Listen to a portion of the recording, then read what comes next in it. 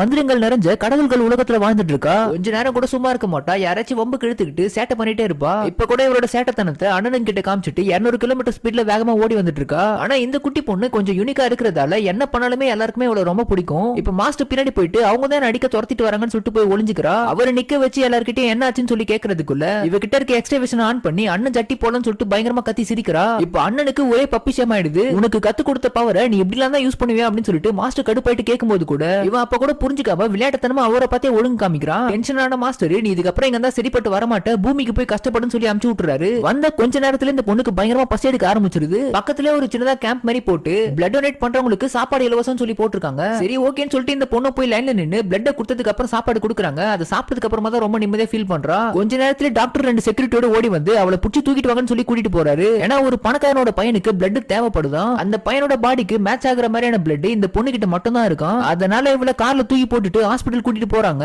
இப்ப அந்த பணக்காரரு இந்த பொண்ணு வந்த விஷயம் தெரிஞ்சு இவளை பார்க்க வராரு. அப்ப இவ அவரை பார்த்ததும் அப்பான்னு சொல்லி போய் கட்டி பிடிக்கிறா. அது அப்பாவா அப்படின்னு சொல்லிட்டு பக்கத்துல அந்த ஒய்ஃபுக்கு ஒரே டவுட்டா போச்சு. ஏன்னா பணக்காரனா வேற இருக்கான், நமக்கு முன்னாடி வேற என்ன சிம் யூஸ் பண்ணிருப்பானோ அப்படின்னு சொல்லி சரி நம்ம பையனை போயிட்டு முதல்ல காப்பாத்தோம் அப்படின்னு சொல்லிட்டு இந்த பொண்ணு கிட்ட போயிட்டு உனக்கு சாப்பாடு வேணுமா, ட்ரெஸ் வேணுமா, பொம்மை வேணுமா, என்ன வேணா கேளு நான் அவனுக்கு வாங்கி தரேன். அவன் எங்களுக்குன்னு இருக்க ஒரே ஒரு பையன், தயவு செஞ்சு கொஞ்சமாச்சும் ஒரு ரத்தத்தை கொடுத்து அவனை காப்பாத்துன்னு சொல்லிட்டு அழுகுறாங்க. இப்ப இவரோட பவரை யூஸ் பண்ணி பார்க்கும்போது இவளுக்கு தெரிய வருது அவங்க கேட்கறது கொஞ்சம் ரத்தமே கிடையாது. அந்த பையனுக்கு தேவைப்பட்ட அளவுக்கு ரத்தத்தை எடுத்தா இவளே மண்டையை போட்டுருவா. அதனால முடியவே முடியாதுன்னு சொல்லி தள்ளி விட்டுறா. அந்த பணக்கார டென்ஷன் ஆயிட்டு அதான் முடியாதுன்னு தூக்கிட்டு போங்கன்னு சொல்லிட்டு ஆர்டர் போட்டுறாரு. இந்த பொண்ணு ஒரு ரூம்ல கூட்டிட்டு போய் உட்கார வைக்கிறாங்க. அங்க பிஸ்கெட் பழம் இருக்கு, எடுத்து சாப்பிட்டே இருக்கா. அப்ப இவரோட பவரை யூஸ் பண்ணி வெளியே என்ன நடக்குதுன்னு சொல்லி பாக்குறா. அந்த பணக்காரனோட ஒய்ஃப் நான் வேணா அந்த பொண்ணிட்டு போய் மறுபடியும் பேசி பாக்குறேன், இல்ல போட்டு தள்ளிடலாமான்னு சொல்லிட்டு கேக்குறா. இதை கேட்ட அந்த குட்டி பொண்ணு இப்ப செம டென்ஷன் ஆயிட்டு பவரை யூஸ் பண்ணி அந்த பணக்காரனோட ஒய்ஃப் அவளே அவளை அடிச்சுக்கிற மாதிரி பண்ணிடுறா.